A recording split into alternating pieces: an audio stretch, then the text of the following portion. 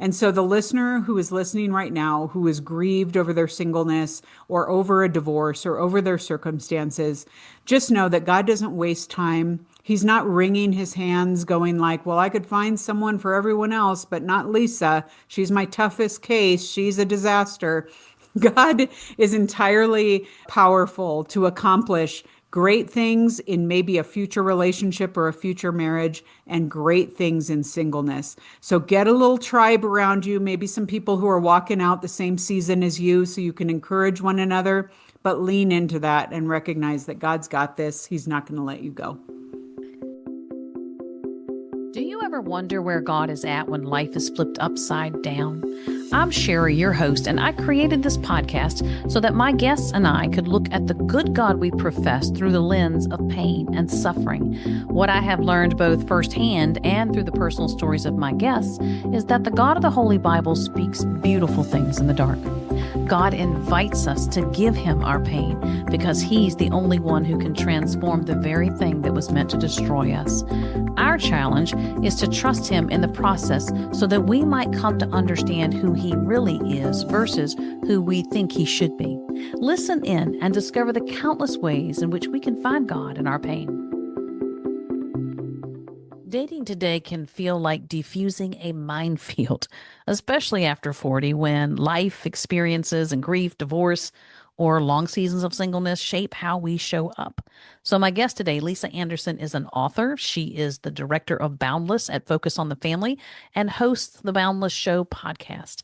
Our conversation is based on a biblical viewpoint of dating, and I know many think it too strict or old-fashioned, but if we're honest, God's ways always bring life, peace, joy, protection, and I think that's a pretty good return on our investment. Lisa lays out some clear boundaries on dating, like how to reflect on our own personal wholeness, meaning in what mental or emotional condition are we showing up in, which can help us also decipher or discern if we're even ready to be dating. And how do we find a mate who is healthy themselves? And what does healthy even mean? If we're dating after 40, then there's a lot of life that has happened. And that's a reality that we must fold into the process. And so, how do we discern between healthy, a hot mess, or a fixer upper? And I don't know about you, but at my age, 60 plus, the thought of a fixer upper is not appealing. So, Lisa takes the reality of how life takes its toll on us, and she breaks down on exactly how to tell if this is someone who has taken responsibility and is moving forward, maybe someone who is stagnant or a straight red flag.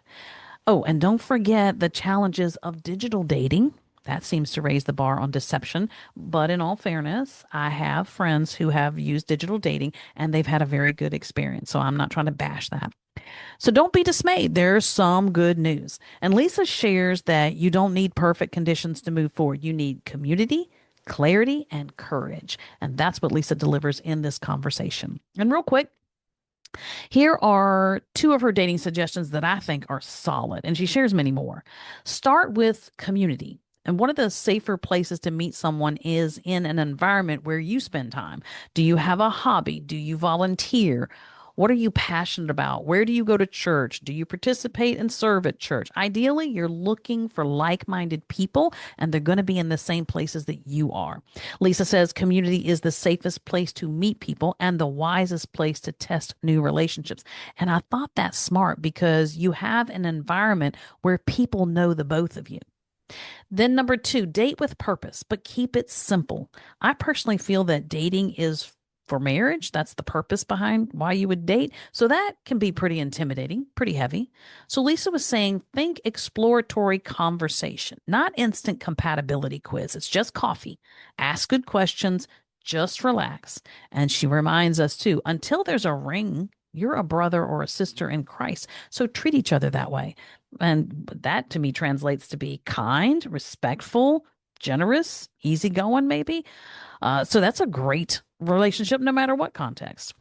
And then I'll wrap up after this quick list. Here's 4 non-negotiables to begin with when you're looking to date. And in our conversation, Lisa breaks down these even more with great insight, examples, and wisdom. Number 1, a disciple of Jesus, not somebody who's warming a bench, who wears a cross necklace or who says, yeah, I believe in God, but you want someone who's actively pursuing the heart of God. You want someone where you can see the fruit of the Spirit in their life. Someone who understands a lifestyle of repentance because we're never going to be perfect. Someone who's engaged in a Christian community. Number two, in a position to marry. So, someone who has done or is doing their homework on their personal healing journey, somebody who shows responsibility, maybe a financial steadiness, the ability to follow through with tasks or goals.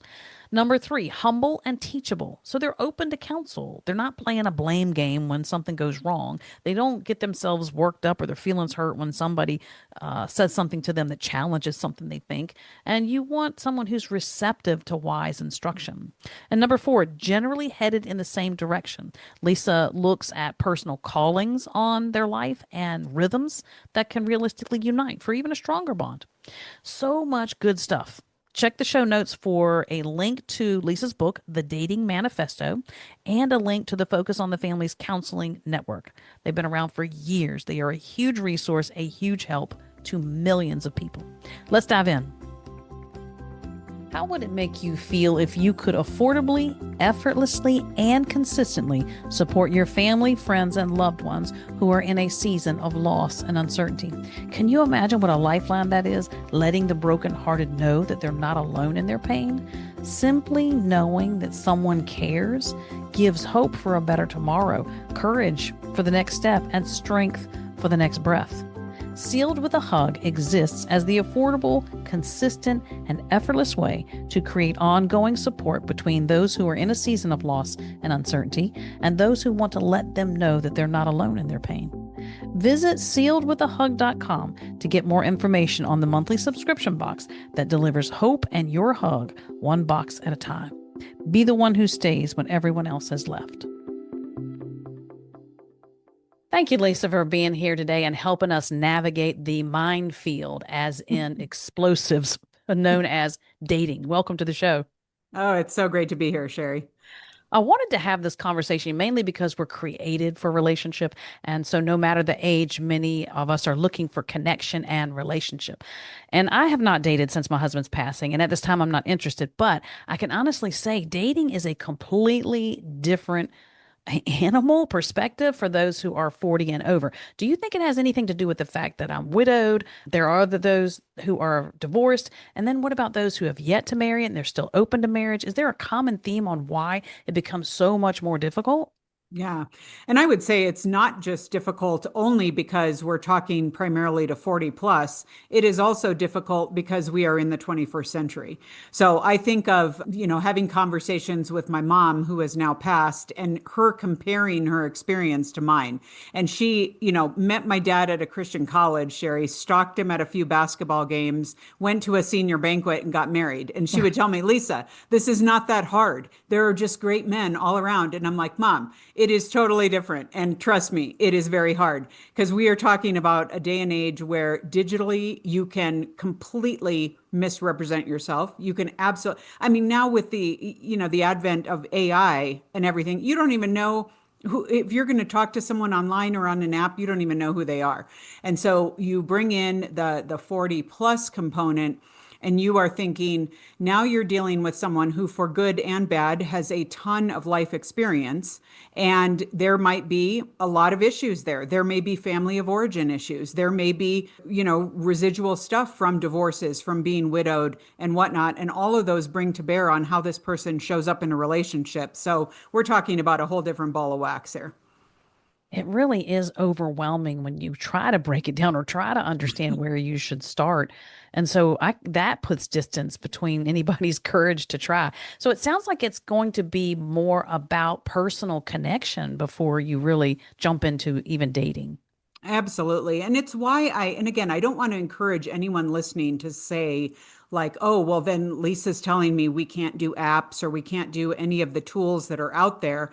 But it just shows why it is so much more important to be plugged into community and have people around you who are a real support, a real listening board, a real set of objective eyes on whatever relationship you may start.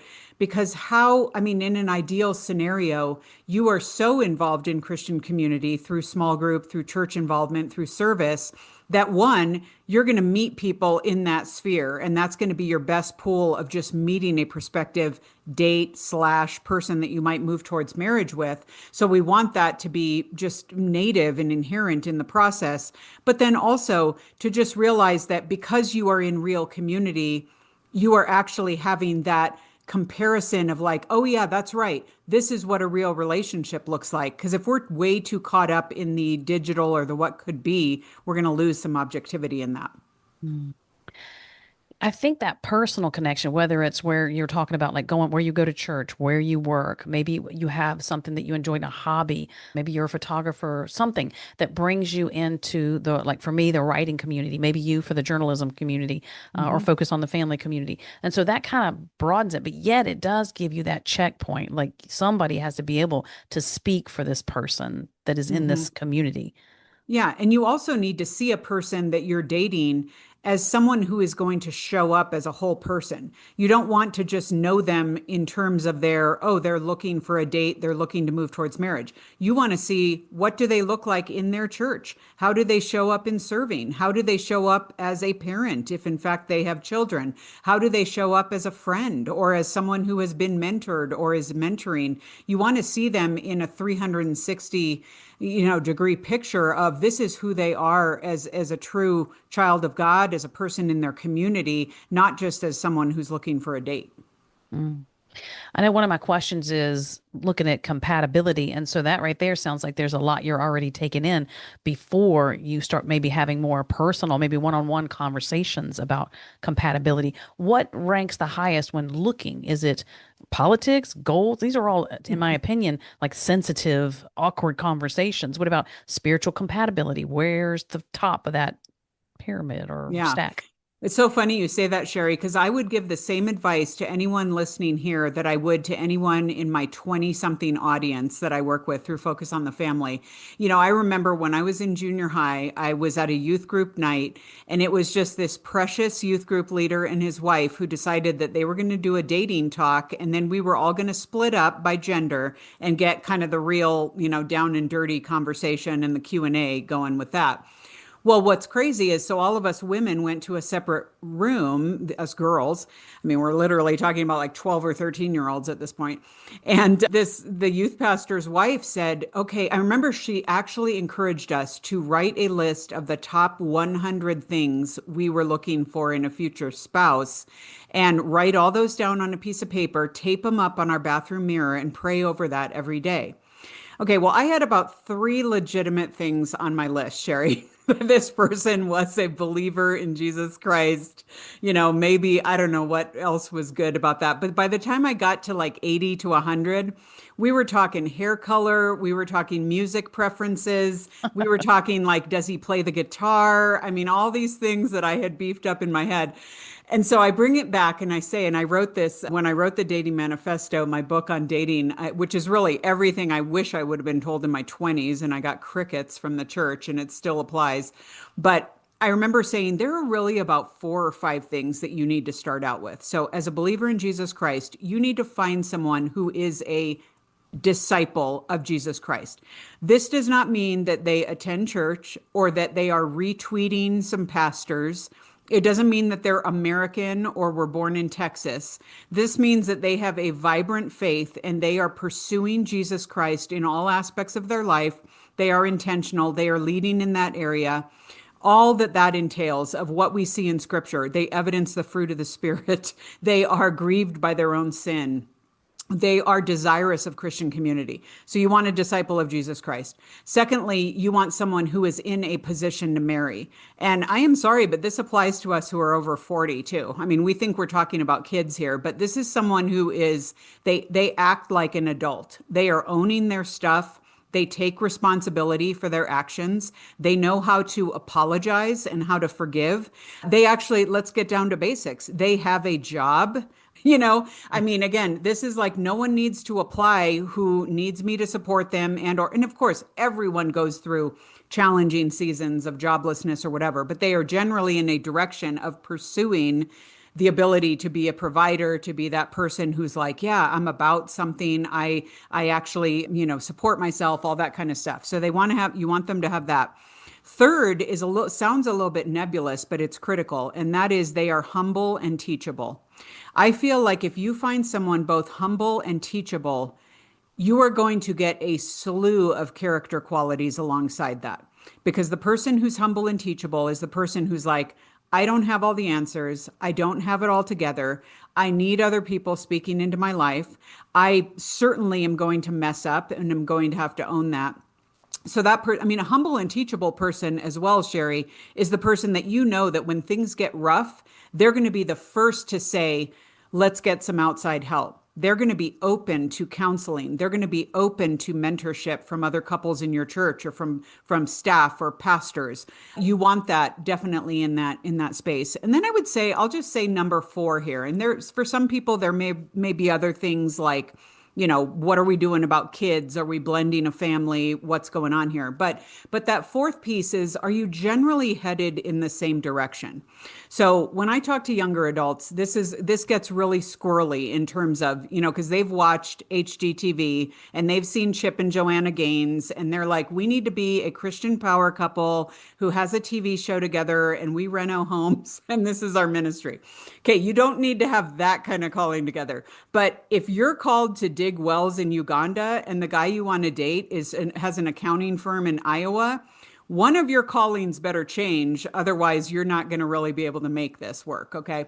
So this idea of, are you dating someone who shares a similar calling or direction, or is it something that you can join? What does that look like? So I think once you start there, those are your non-negotiables. And from there, you're going to bring in wisdom. You're going to bring in questions with one another. You're going to bring in issues of compatibility that are worth talking about in terms of finances, goals, the way that you operate, all that kind of stuff. But start with those 4 non-negotiables to begin with. And they're strong too. I totally agree with you, especially on the one where don't come or don't try to come into a relationship if you haven't done your homework on the areas that you need healing on. I'm not saying we achieve this perfect level of healing and then we're good to go. That rarely happens. For me, God heals in layers, but don't come to me handicapped to the point you cannot be genuine in a relationship, or like you're saying, to be someone who is teachable and humble, who is pursuing the Lord every day in an Yeah. intimate relationship. Oh, yeah. And this is where, Sherry, we need, as women especially, a reality check because we are 100% prone to sign up for projects. Okay. We will date guys who are projects. And we think that, because we want to be so grace filled. We want to say, well, obviously, we all struggle. We're all broken. We've all walked through stuff. Let's assume that that is true because that is just, I mean, you can look in scripture and see that throughout, but no one has to sign up for a mess. Okay. I have had a number of friends who entered into a role of rescuer of the person who, like, oh, well, this guy, he doesn't have any friends. He's brooding and mysterious. So I'm going to be the one to draw him out. I'm going to be the one to really get him involved. I remember I started dating a guy that I met online, Sherry, and I was asking all these kind of forward moving spiritual questions about, like, okay, so what do you actually do in your church? Like, what does it look like for you?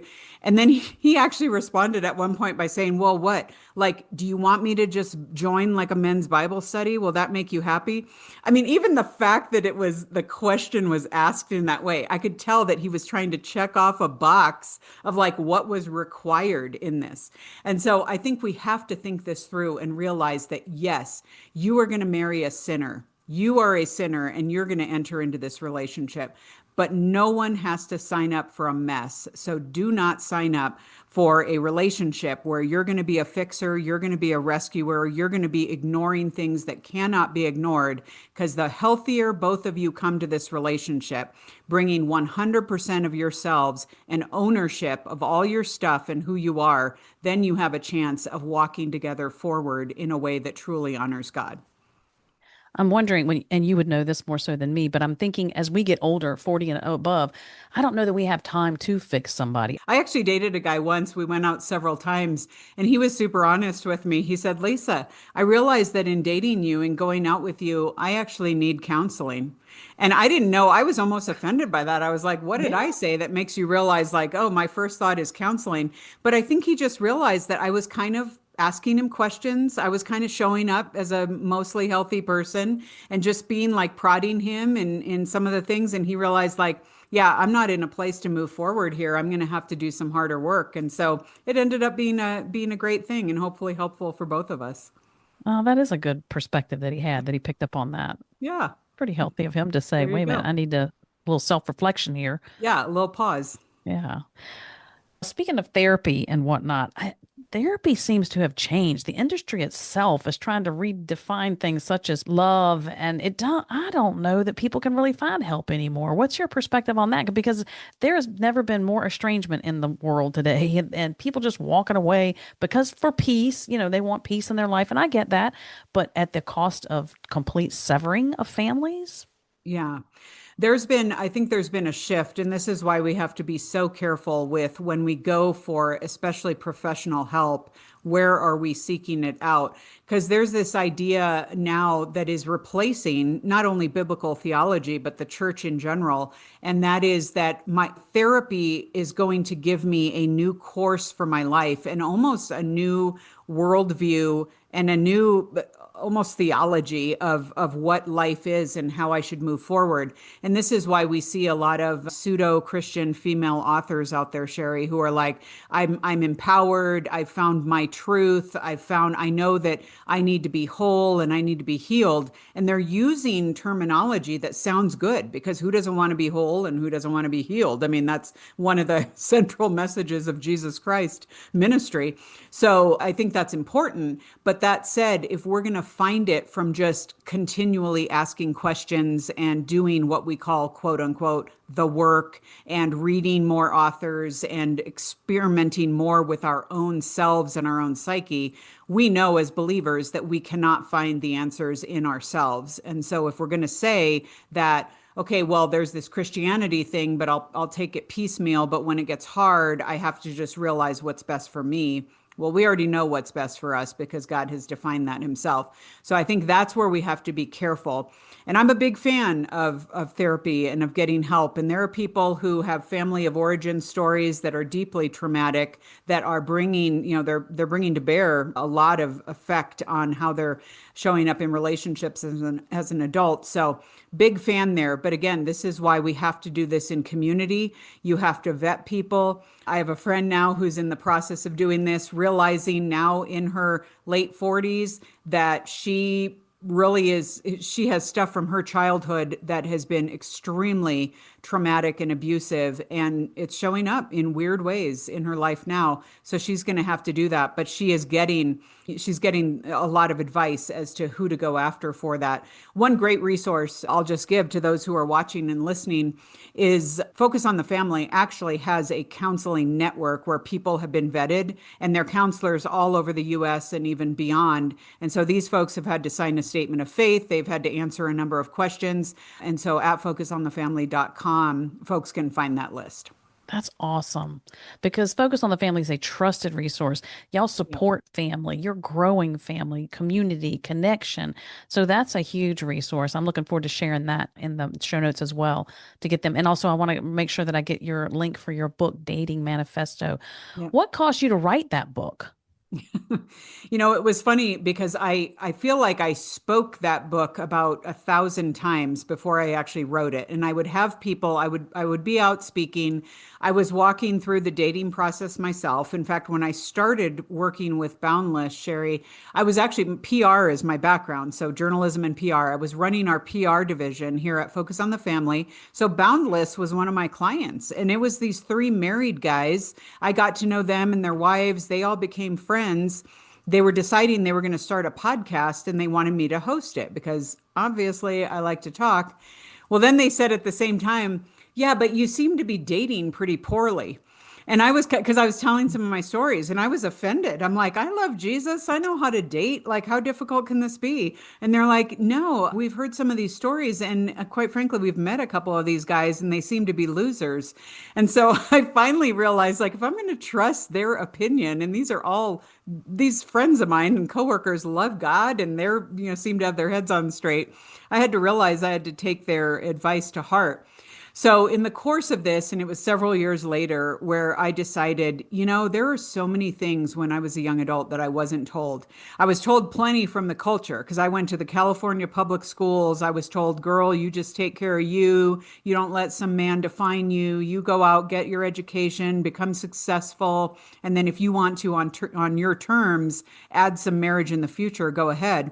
Well, then from the church, I just kind of got crickets. Or I got stuff like my mom said of like, it's going to be a mystical experience and I'm going to lock eyes across a Starbucks and somehow this guy's going to be a believer and super healthy. I don't know about that. So I was like, I need to put something to paper of the things that I've learned and the wackiness I've walked through.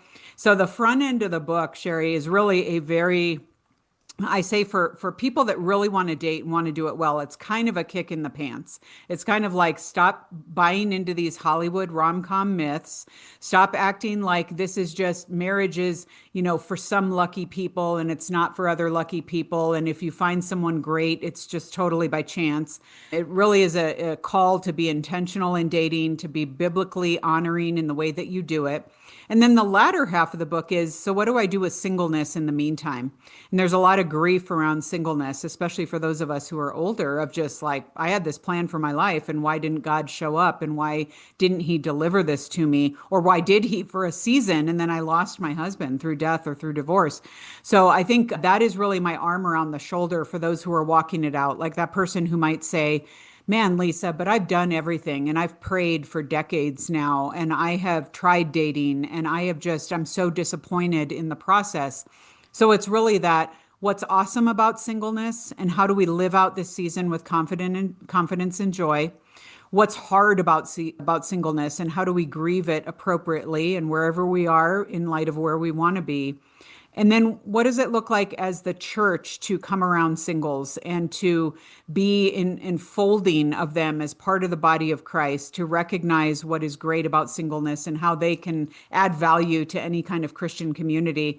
And in fact, the very end of the book is actually a discussion guide. So each chapter has questions. So folks can do this in a small group and be like, bouncing ideas off of each other, getting encouragement from one another. So hopefully it's immensely practical and encouraging. It does sound like it is. That's very, very encouraging. My mind is racing with the different aspects of that and the tools that that gives you, the clarity that it gives you, and the wisdom that it gives you. I Yeah. know. And it really is, Sherry. I'll just say this too. 'Cause a lot of singles will go to their pastors and will say, hey, and sometimes we're a little aggressive, like, what are you doing for singles, pastors, or whatever. And they're just precious hearts and they want to speak into this, but many of them were married in their 20s and this is just they don't understand. And we are actually in a culture right now, Sherry, that is fully 50% single. The US adult population right now is right about 50% single. Now, that doesn't mean that some aren't living together or whatever, but functionally, we're not married. And so we've got to, as a church, start speaking into this and recognizing that this is a vast body of folks that want to plug into Christian community. And how are we going to help them do it well? Mm. I know for me, I did not realize how focused the church was on couples. And I get it. God says, if for those who are called to be married, marry, multiply. So, and we're created for relationships. So I think that'd be a great tool because it sounds like in your book, there's this list or ideas of how you can contribute in a valuable way as a single. Absolutely. And some of it is just, and this is why I think it doesn't serve us, especially as older singles, to get super judgy or blaming in the church. Because the fact is, and this happens with us too, like attracts like. You're going to hang out with the people and you're going to trend toward the people that you identify with the most. So, because churches, especially in the last 3 to 4 decades, have become much more programmed towards families, that's just where they feel their bread and butter is. And they're kind of like, okay, well, we got to figure out what to do with all these kids in our church. So singles have gotten maybe a little bit lost in the shuffle, but it's so much better for us to be part of the solution by going to leadership and rather than saying, well, you don't do anything for singles, stepping in and saying, what could I do to contribute to maybe creating some community for singles? How Right. could I help? We need more singles on our deacon and elder boards. We need more singles starting ministries. We need more singles helping out with some of the other, I tell my audience all the time, If you're a CPA and you're not on your church's finance committee, what are you even doing? I mean, you need to be contributing where you are and stop acting like they should just be serving you in every way, because that's a singles perspective on the finances of the church or whatever's going on that is necessary.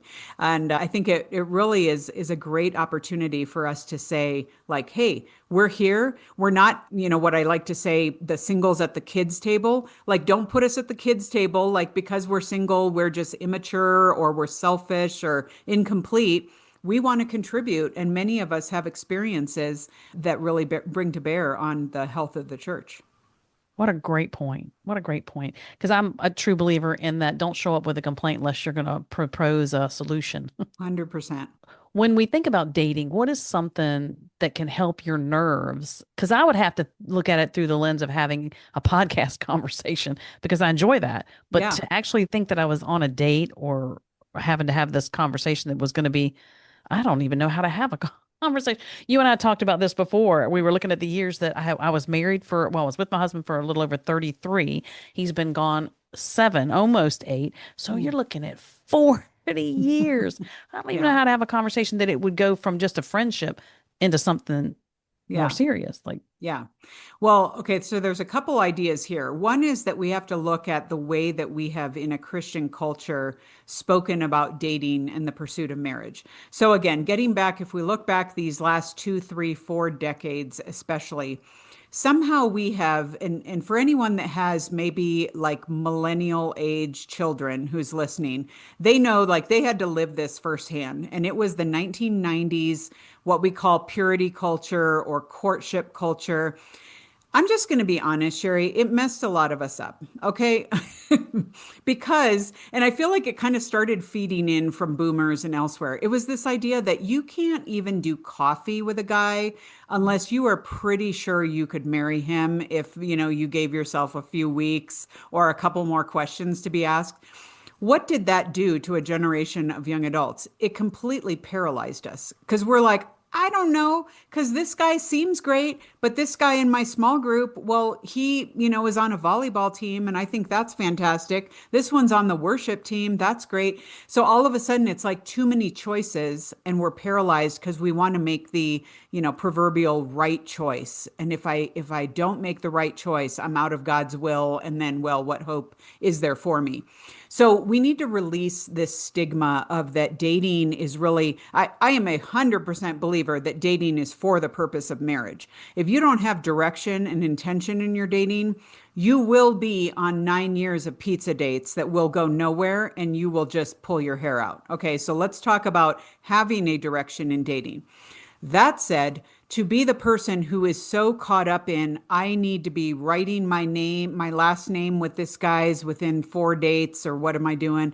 All this nuttiness. We're picking out China. I'm meeting his mom and taking her to brunch, and we haven't even established if we're actually dating. Okay, that stuff needs to just stop because right. it's crazy making. Okay, so this idea of we need to, what does that look like in the positive sense? We need to view a date as a date. Like to think, and if you have to say to yourself, it is just coffee or it is just lunch, like we are fully able to have these kind of conversations on our head when it comes to looking for a financial planner or interviewing someone for a job. We don't put so much emotional import on it.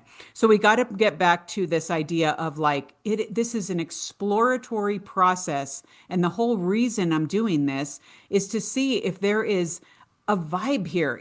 Are we those people that are headed in the same direction? Do we share some common interests? This is I tell this all the time to my audience, Sherry. Until that ring is on the finger, this is a brother or sister in Christ, nothing more. And we put way too much on it. This is you should be able to, even if you date this person, break up and still be at the same church and still even be in the same small group if you've done this in a healthy way. This should not be a lot of drama and like you're going through a divorce, okay? So that said, the only other caveat that I give with this is to think of it in terms of if you end up going out with someone, like this coffee date, you are doing as much of the question asking and exploring in this as they are.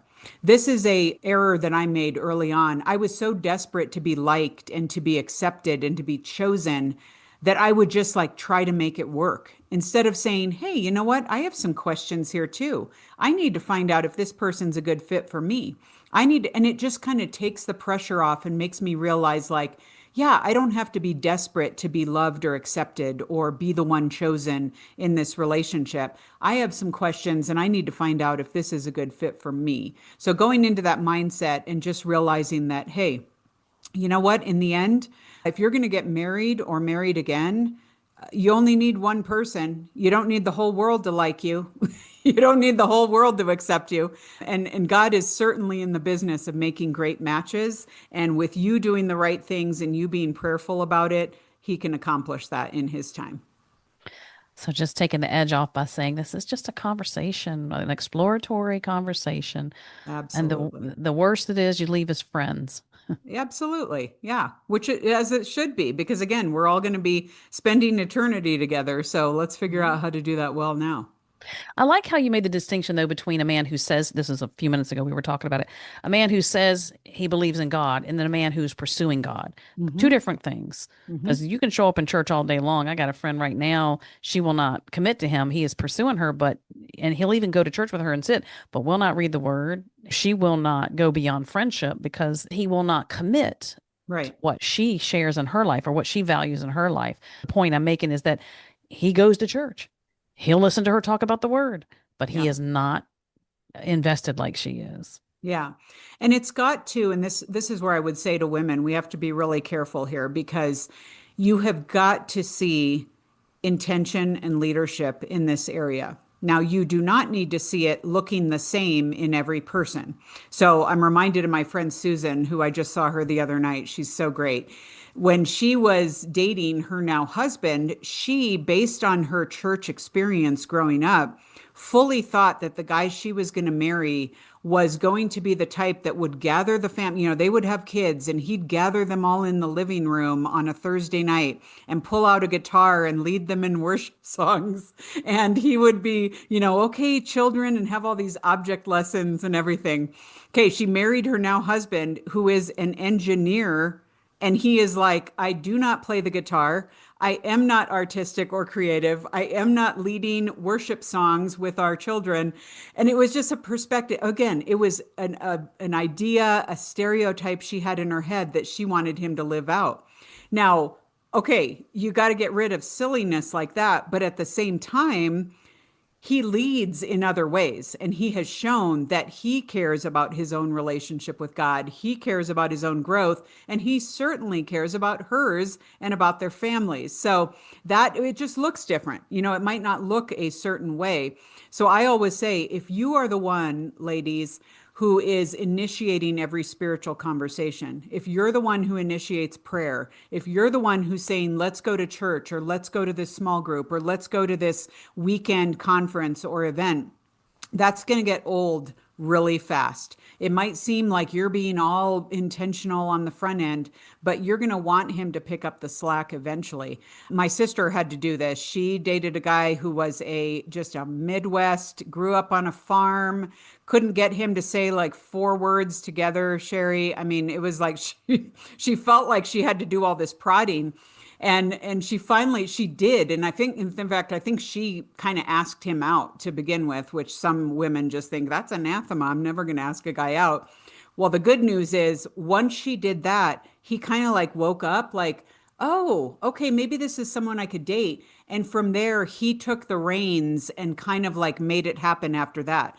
Had she had to continue leading him by bit and bridle, she probably would have given up. But at least he showed then, it doesn't always look the same way. She had to give him a little push, but he got there and then he took on the responsibility in that. And she's seen obviously decades now of growth and maturity in him. So don't bail too fast, but you definitely need to see the signs Definitely go for that exploratory conversation, for sure. even if it means you're the one asking him out. It's still just an exploratory conversation. Absolutely. Yep.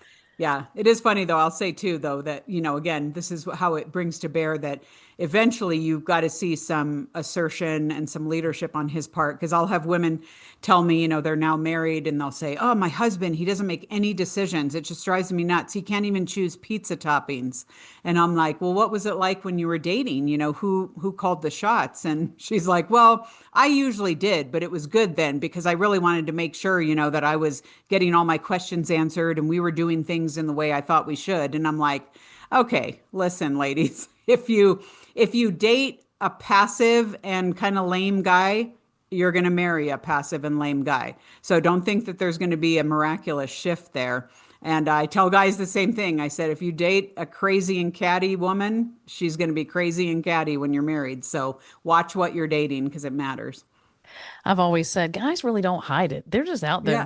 Yeah. They don't really try to be like us ladies. We try to jump through hoops and be perceived a certain way and be all whatever we think they need. Well, when we're young, but the guys never seem to hide it. And then us ladies are always shocked when we get the passive one who doesn't lead the family. Yeah. We're like, no, you had And the that. fact that when you're dating, they are literally putting their best foot forward. Like this is probably the most forward thinking, intentional, like over the top guy you're going to get, ladies. So take a look at Right. that. And if it's kind of questionable, realize that this might be the best, because after marriage, it's kind of like, oh, good. Now I can just chill and, watch football and do my gaming and all that kind of stuff. So yeah, watch out for that. You're right. That's when they really just relax and let it all hang out at that Yeah. point. Oh, good. I'm accepted. Right. Snagged her. That's what my Yep. husband said to me I one won. time. I won. Yeah. My husband said to me one time, he wanted me to scratch his back. He goes, "You used to scratch my back all the time." I said, "Honey, that was setting the hook. The hook, I've already got it in. I don't need to scratch your back anymore." He's like, "I knew it. I knew it." Exactly. Backing up just a little bit, talking about knowing boundaries and lines about dating. When I think about it as a young person, my childhood was nutty. A lot of people have crazy childhoods, dysfunctional. And so when I left home, I didn't realize I had a voice. So that led me into making decisions that were poor decisions. It's not like at that age we know to go get healing. What happens if, let me pause for a moment so I can edit that out. Mhm. What happens if we're older now and we're still struggling with childhood trauma or even family of origin issues, and now we're trying to get into another relationship, but it's hindering us? How Mhm. can we overcome that? Is it still too late to make those changes, to find that sort of breakthrough?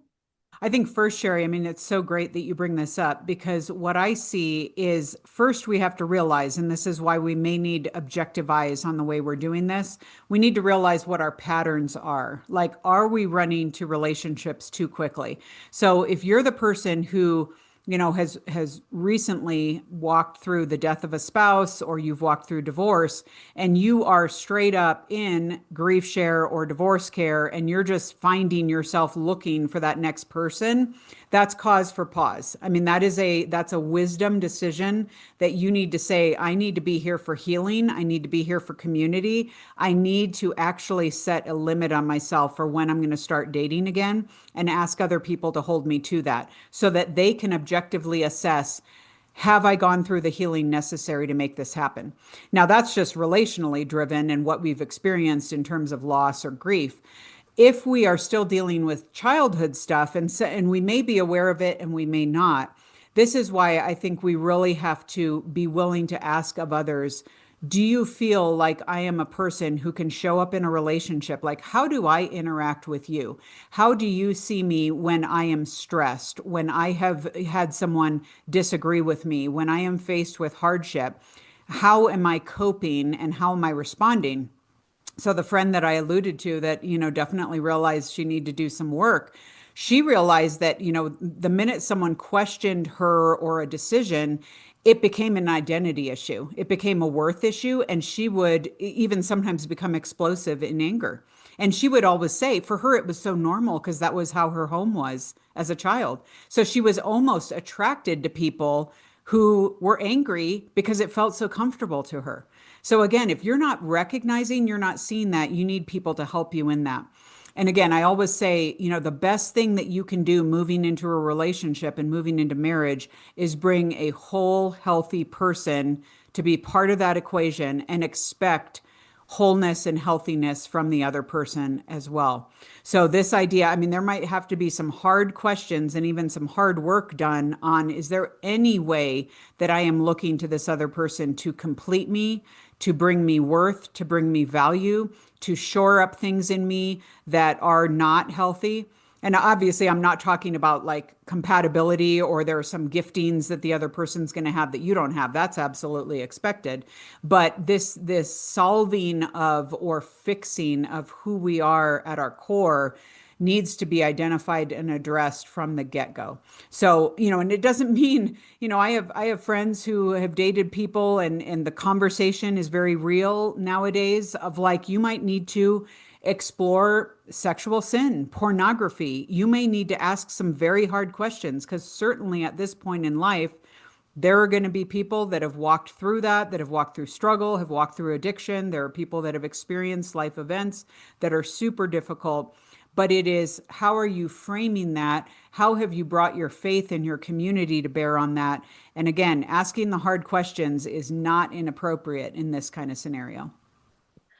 I know for me, after my husband passed away, Satan loves bringing back up things to attach it to current trauma to say, oh, look, look, you're still struggling with this. Oh, look, you haven't healed that. Or, oh, look, we're here we are again.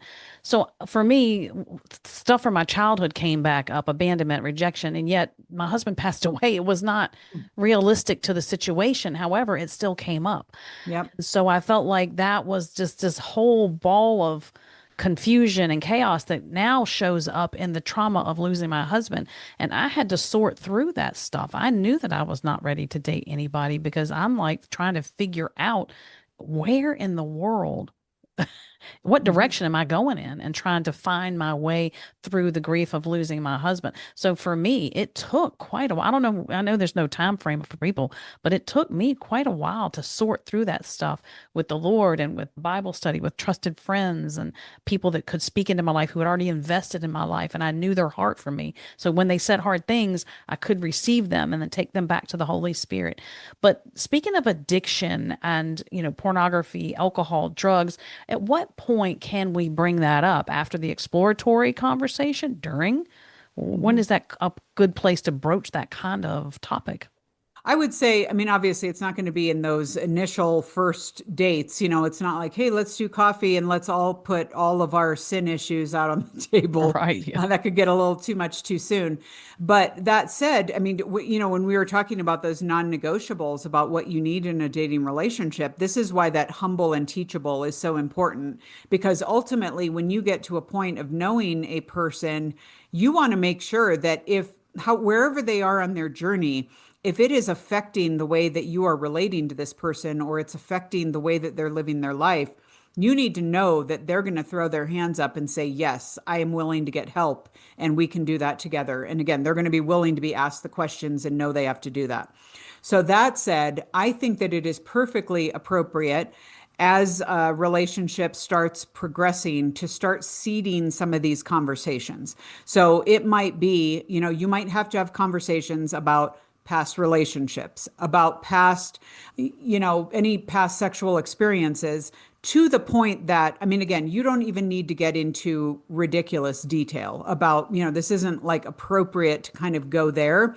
And it's not, you want to watch out for the person that's like, well, I need to know who this is and I need to have my own conversation with them. Okay, no. That said, you want to know generally, like again, I think of it in terms of when I hear people share their testimonies. And you know that when you're a certain distance away from it, you can share it in a way that is going to be helpful to other people. So how do we talk about this in a helpful way? So for example, if someone brings up in a dating conversation, like, yeah, I really went through a season 10 years ago that was really difficult because I ended up having an abortion. I mean, that is a factual bit of information that anyone moving towards marriage is going to want to know. But you're not going to go then digging back into that of like, why, who were you with, how many, all this kind of stuff.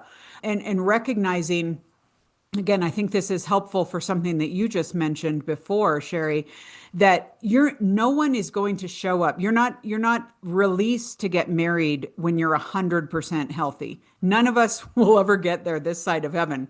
But is the trajectory there? How is this person moving towards? Are they getting help? Are they in a community that is asking them about their struggles, where they are regularly repenting of sin, confessing sin, being enfolded into community as part of that? If they struggled with pornography, I mean, again, women who say, well, I'll just never even talk to a guy who hasn't dealt with pornography. Okay, well, that is going to narrow your field considerably. It is very pervasive in our culture. What I would want to know is, when was this? What has happened? What level of healing and what level of accountability are you at now? Where have you seen gains in this area? What does this look like? Any kind of addictive behavior. I mean, if you're in the throes of addiction now, even if it is something like substance or whatever, you do not have the mental and emotional capital to be investing in a relationship until you get that squared up and you get health and healing in that direction. So again, it's just kind of one of those personal conversations around, okay, we need to know what's up here. I had, to that point, you might be worried about, like, okay, but am I really getting the true picture here? I have a good friend who, when she met a guy online and he was actually in another state, and she started asking him good questions. She had her head on straight. I thought this was so wise and so helpful of him, Sherry. He actually had his pastor and one of his elders write letters of recommendation for him and say, this guy, if he hasn't told, we understand that he has told you about this. That is true. He has talked to us about that. He is in accountability about that right now. He is involved in our church. He is a member of our church. He is serving in our church. Everything that he has said about himself, he is representing well. And it came on the church letterhead. It was like legit, Sherry. And I'm like, that is so awesome. To That's give, impressive. yeah, to just give that extra sense of like, this guy's for real. This guy is trying to be honorable and trying to be upfront with you.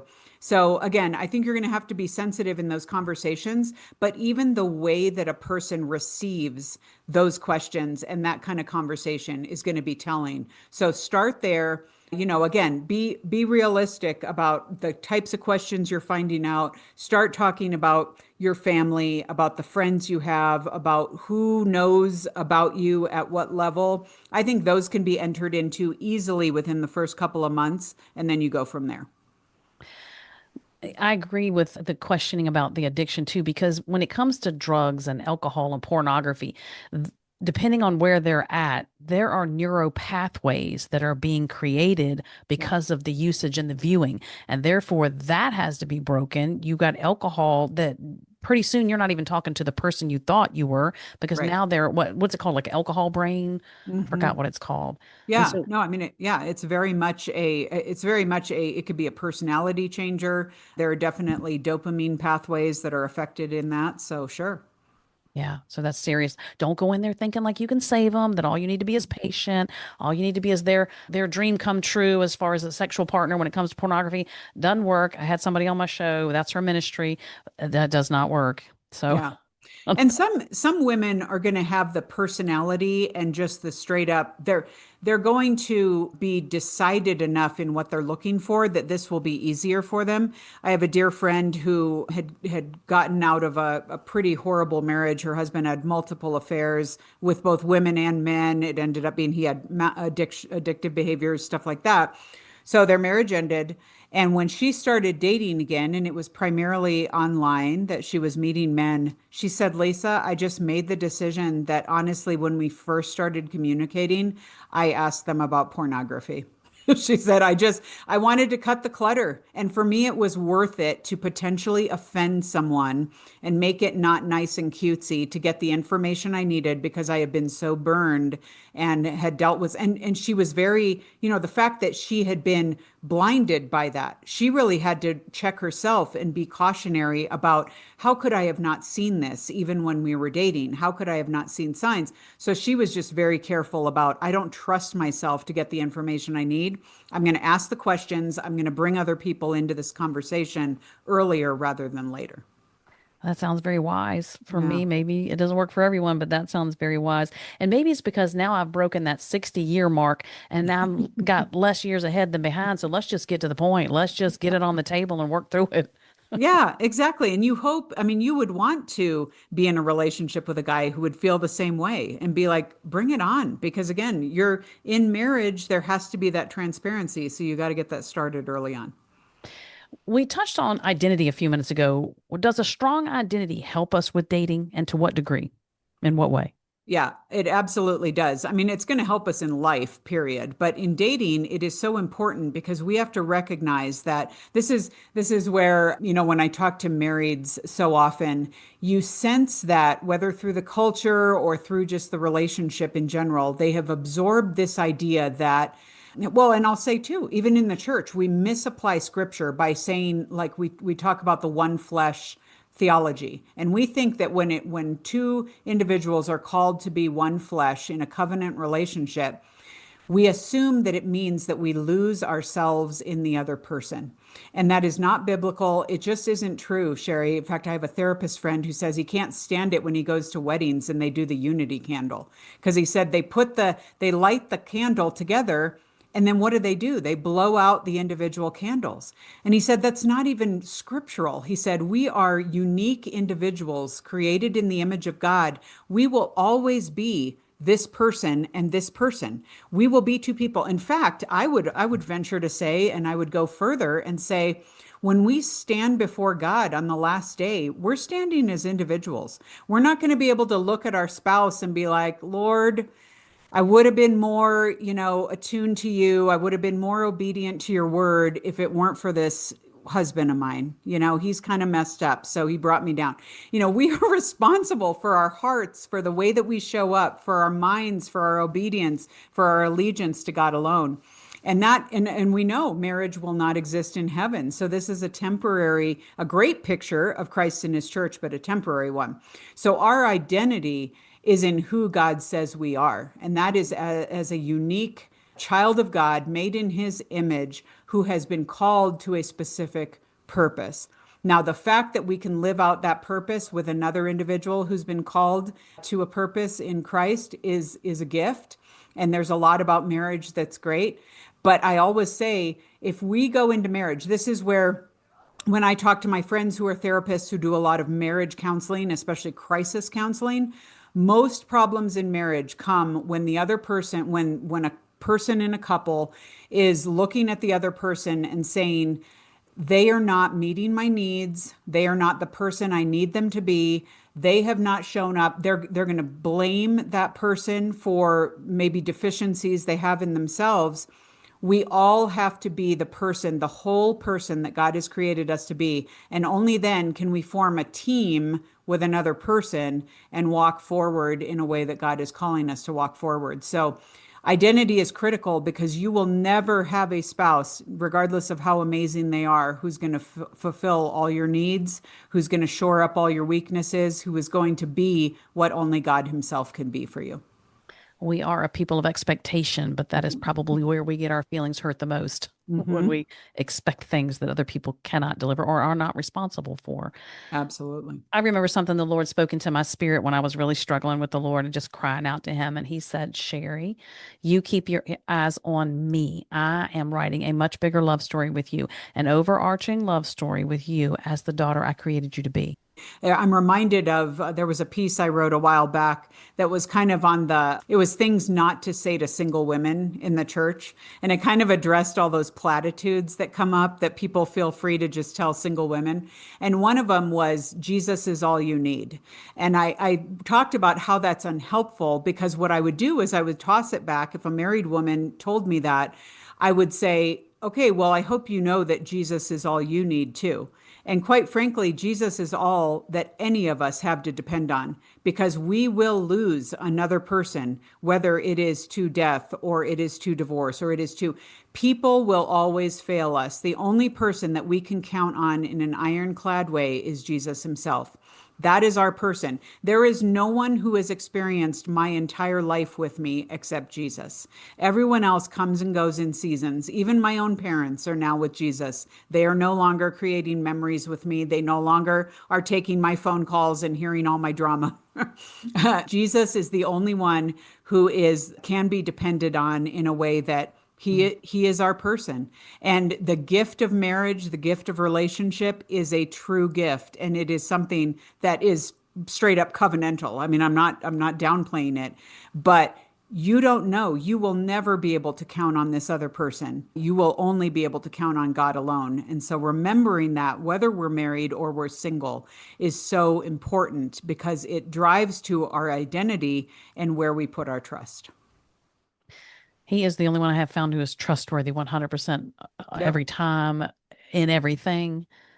I posted something the other day. There are two things you can count on in this life. One is everything in a constant form of change and God never changing. What does it mean or look like to know that you're called for marriage? Because it's not for everyone. So, how do we know? Sure. I think this is tricky, and I think we both spend, especially younger adults. I'm going to go speak at a Christian college next week, and I know I will have students come up to me and just say, I have told God I paid for this Christian education, and He better get me married coming out of college. Otherwise, I don't know if I can trust him. They're going to be all drama, and it's going to be, because for a 21-year-old, they're the oldest they've ever been. They think they're an old maid. They're just like, my time is up. God will never find anyone for me. Bless their hearts. Okay. So there are elements of we have to walk daily and just trust God with what we've been given. That said, I would say I never felt like I was called to singleness, Sherry. I never felt like I had the gift of celibate service. I wasn't like Paul said, like, oh, it's better for them to remain single. But it's been really interesting because it's been a journey for me in desiring marriage, but being very open-handed about what does it look like with what I have right now. So there are a couple general things. Like I would say the general call for someone who is it really believes like they may be called to singleness and it's just straight up like a heart thing, not just God has me in an extended single season. There are going to be some things like that person that is called to a unique version of calling or service. So I think of there have been a couple of friends I've had in the past who were called to very dangerous Middle Eastern countries as missionaries. I remember one of my good friends in college, he knew from early on that he was going to have a unique calling. God wanted him to go and translate the scriptures in a very dangerous part of the world. He pretty much knew that he was going to be called to singleness because of that, because God called him to something where he could in all reality, lose his life, be imprisoned, and he knew that God was not saying like, yeah, take on a wife and children so that we can intentionally just, orphan them and whatever. That was a unique calling God had put on his life. For many of those people, when we know we have a gift to singleness or celibate service, they'll know because they're like, okay, for some reason, I'm not struggling sexually as much as many of my friends are. I'm just sensing that there's a different calling on my life. There's just a different way I'm experiencing this. It's just not the struggle that many others have. So there are different, I think, clues for that.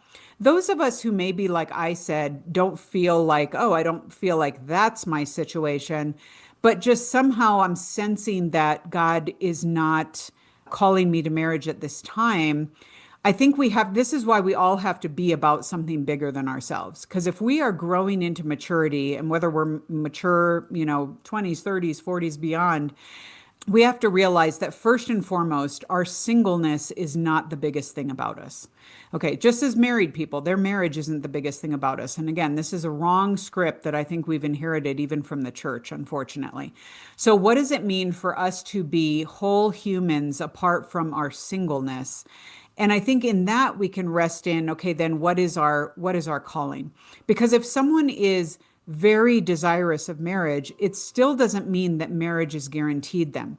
I would absolutely say that if you feel you're called to marriage and you desire marriage, pursue it with intention. So, ladies who are listening who think that you're going to act like you don't care about marriage, but somehow it's just going to show up. I mean, you're going to have to start talking to people about this. There's no shame in saying, I would love to be married. I would love for you to set me up with people that you think are quality men that could be a potential match for me. We've got to be more honest about this. I mean, my goodness, Jewish culture, the Mormons, a lot of folks have done this for centuries. It's worked very well. We need to get back. Indian culture, all these arranged marriages. Let's learn from them and figure out, like, hey, well, let's be honest about where our hearts are in this.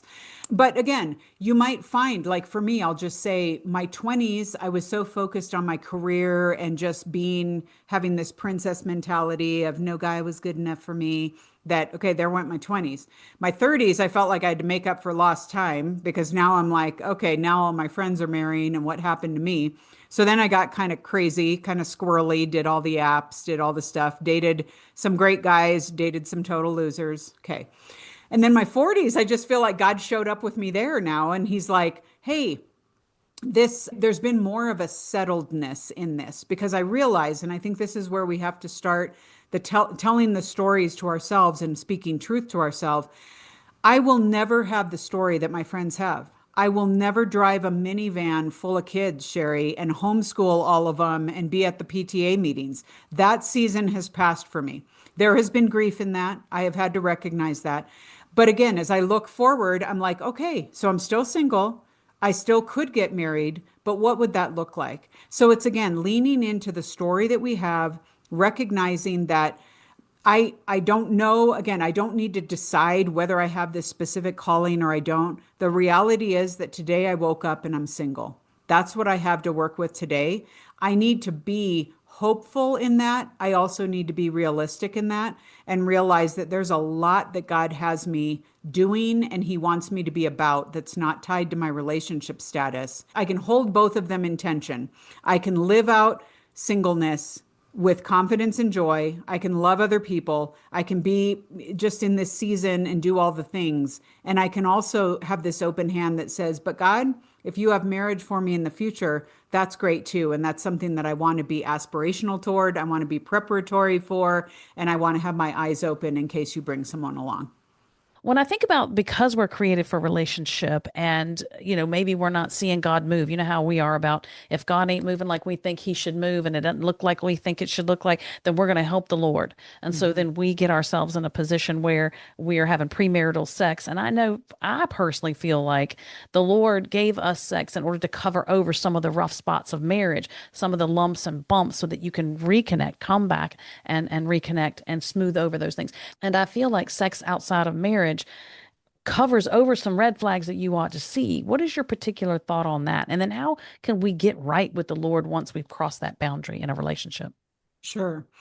Yeah, well, and this is where I feel like people try to tell a story around this that is, skirting what scripture says. We have a lot of people that try to make excuses of like almost an Eve or the serpent and Eve. Did God really say that? Because how in the world could I be, how am I supposed to survive in my 50s, say, and not have a sexual relationship, especially if I came out of relationships or marriage or whatever.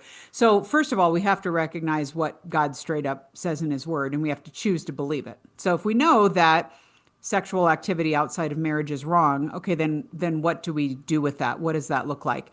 And I love how, we talk about this a lot, or I have in writings and whatnot, when it comes to, people who make excuses for relationships or cohabitation, think of it in all those terms.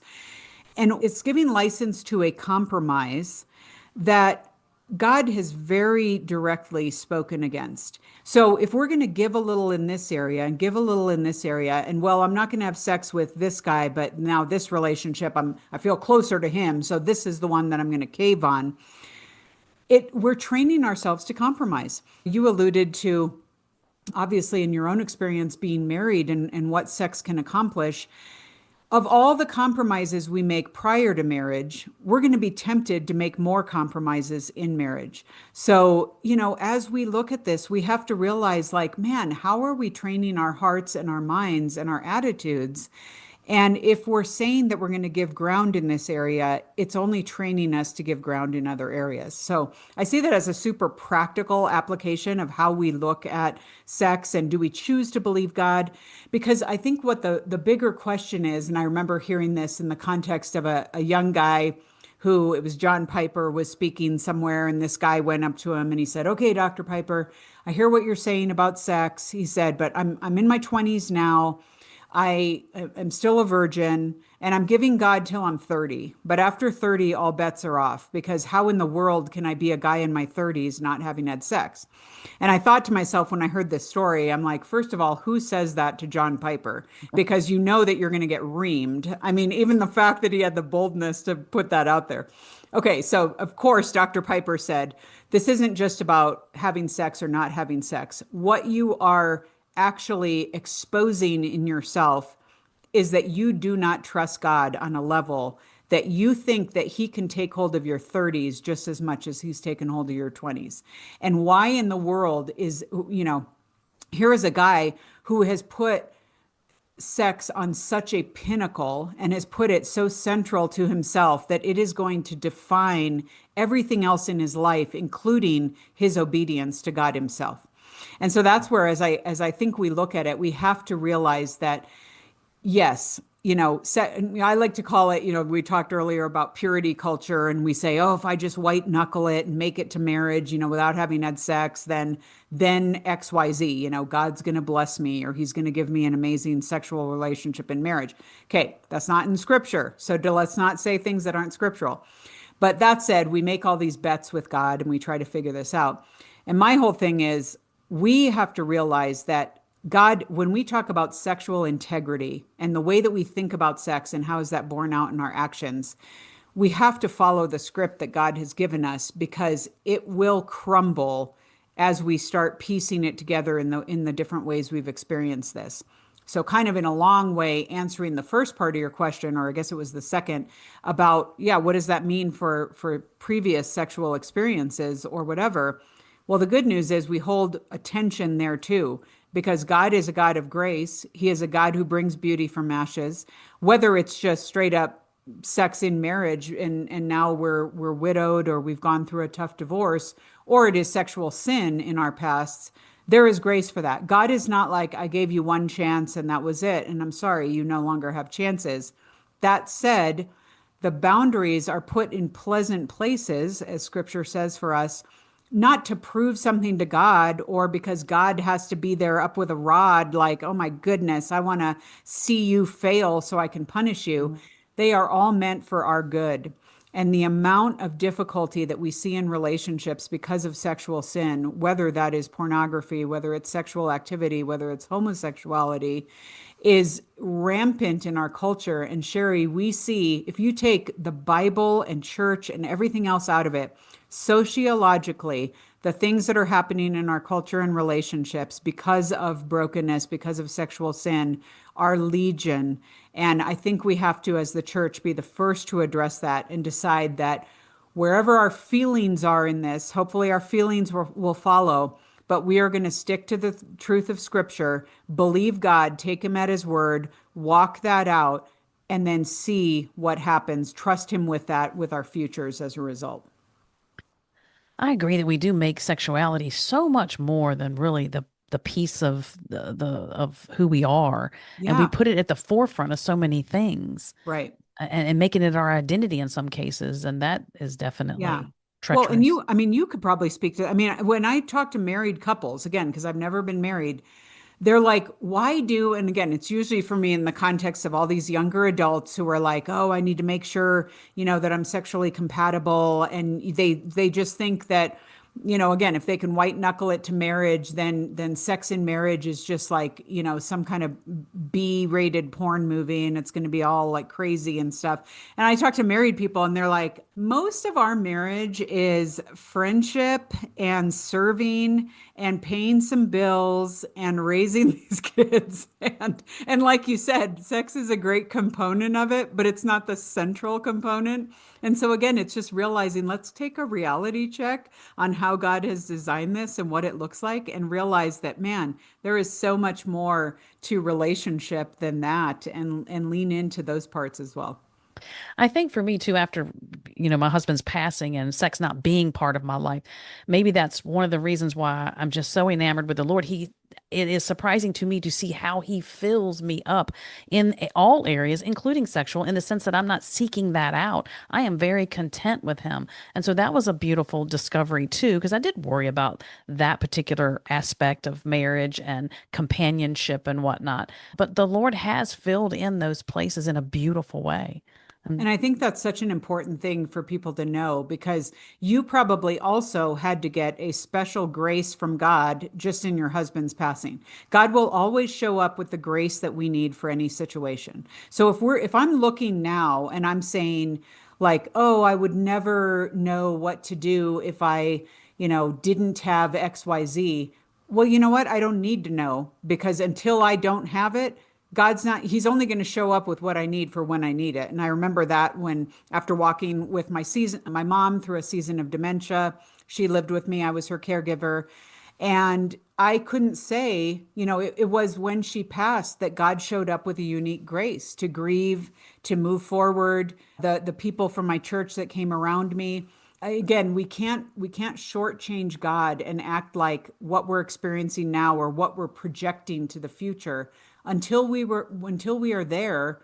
We just don't know, and God will show up with exactly what we need, and we don't need to fear that. Amen. What does it look like, a realistic way to wait on the Lord? I would say, and most of this I'll share from my own experience. It's so cool. I'm actually working, I think I alluded to this, I'm working on a talk that I'm going to give at a Christian university next week. And I'm kind of talking around this theme because I've recently reread the story of the Israelites coming out of Egypt, crossing the Red Sea, going into the wilderness before, obviously, that long season before they get to the promised land. And just the one picture that I think of in particular, actually, maybe I'll give two. One is them standing at the Red Sea, realizing that the Egyptian army is behind them. And this applies to anything that we're walking through in life where we realize God's going to have to show up. Otherwise, I don't know. I don't know what decision to make. I don't know what direction to go. I don't know whether I can trust him in that. Well, you think of the Israelites and them looking back behind them. That clearly was no longer a choice for them. They could only look ahead, and that didn't look like the Red Sea was a choice either for them. But they only had one way to go, and that was forward.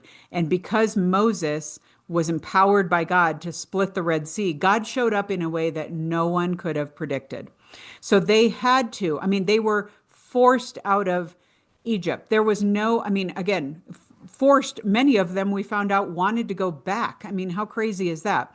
The power of God was necessary for them to be released from bondage and from slavery. The protection of God was necessary to get them out of the clutches of the Egyptian army as they fled. And then the provision of God was needed when they ended up in the wilderness and they had nothing to eat, and God sent manna and he sent quail. And again, in all this, there was complaining. And so we wait on the Lord and we think that we're waiting and we're waiting and we're trusting God and we don't know where he's going with this. But the good news is that, I always get back to John 15. When we think of the vine and the way that we're called to abide in the vine, that is like our only directive, Sherry. That's the only thing we have to do is abide. We think that we have to abide, but then we have to look around and, oh, well, we're supposed to produce fruit. So let me manufacture some fruit over here, or let me do this, or God, I don't want God to be disappointed with me. So let me act like I care about this, or try to be spiritually mature. And it's like, if we abide in the vine and we are sourced out of Jesus, we will have everything we need. And that may be right now in a really great season. It might be in a waiting season. It might be in a struggle and a grieving season. And that's where I say, to wait on the Lord is to look at him for our marching orders and to just say, today, I don't know where I'll be tomorrow. I don't know what next week looks like. I don't know. I've just gone through news. You and I were talking about this before, where my job will be eliminated. I have had this job now for 15 years. I have no idea what I'm going to do after this, Sherry. All I know is that what I was doing is no longer an option. And God is going to be here with me in it. He's going to be with me through it, and He'll be with me with wherever I land. And so I think we don't need to make it too crazy or mystical or anything. We just need to trust and realize that of all the people in the world who actually care about what's going on in our lives and have the power to do something about it, that's God. So I'm putting my eggs in His basket. Mm. I know one of the things that when I was grieving and God would just show up with things I didn't even know, that now I will say that God always has a plan. All I need to do is abide in Him and watch Him unfold it for me as I just try to keep His pace. Sometimes I do find myself ahead or behind, but nonetheless, if I will just abide in Him, He's going to reveal the plan. Yeah, absolutely. Let me wrap up with this last question. What is one thing that you want the listener to take away? They've been busy, they've been trying to digest all that you've been sharing, this great information and knowledge, but what is the one thing you want them to take away? Mm-hmm. I would say my encouragement for the person listening is to just realize that there may be a lot of feelings and even experiences around their singleness, what God has them walking through, where they are. There's an exercise I've long done in my life for a number of different things, and I always put myself about 5 or 10 years ahead of where I am. And if I look back on whether it was my college years or my 30s or whatever, I always say that there's so much worry and angst and fretting that I put on any kind of season or anything that I was walking through. And man, when I can look back on that now and just see how God showed up, I always say to myself, I wish I wouldn't have freaked out. I wish I would have just been okay in the moment and savored the presence of Jesus for where I was and what I was learning. Because I do this every time to myself. I shoot myself in the foot and I go through this crazy season and I'm all worked up about it. And people are like worried for my sanity. And so I just want to encourage that person that from a fellow singleton, just trust God with where you are. There are so many good things about being single. There are so many things about being in community, about knowing that God's got this. You know, I always say He's in the business of making great matches. If He wants you married, He will get you married. I thought to myself, I think of it always as this zero sum game of like, who in the world would ever marry me? There's no hope, whatever. Sherry, you and I, we could get married to someone that we've known for 20 years and they circle back and you don't have to start at square one. We don't know what God will do with our stories. We just know that if He's in it, it's going to be good. And so the listener who is listening right now, who is grieved over their singleness or over a divorce or over their circumstances, just know that God doesn't waste time. He's not wringing His hands going like, well, I could find someone for everyone else, but not Lisa. She's my toughest case. She's a disaster. God is entirely powerful to accomplish great things in maybe a future relationship or a future marriage and great things in singleness. So get a little tribe around you, maybe some people who are walking out the same season as you so you can encourage one another, but lean into that and recognize that God's got this. He's not going to let you go. Amen. And just discover the heart of God while you wait. Absolutely. I think that lends itself to being even a better spouse. Thank you so much, Lisa. I appreciate you. For sure. Likewise, stay in touch, Sherry. So great meeting Ah. you in this. So it's been awesome. Thank you for your time and for sharing this experience with my guest. I hope you have found encouragement for today and a deeper revelation of God's heart in the midst of pain and suffering. We'd love to have you as a subscriber to Finding God in Our Pain so that you can be connected with all my guests as they share their personal experiences and professional knowledge about pain and suffering. And because this podcast is a division of the website A Life of Thrive, for more information and the various ways you can connect with us, please visit the website alifeofthrive.com. I look forward to sharing more transparent stories from the hearts of women who intimately know what it means to have their world flipped upside down, their authentic struggle to make sense of it, and what recovery and healing looks like. Till then, sweet woman, remember you are not alone and that God speaks the most beautiful things in the dark.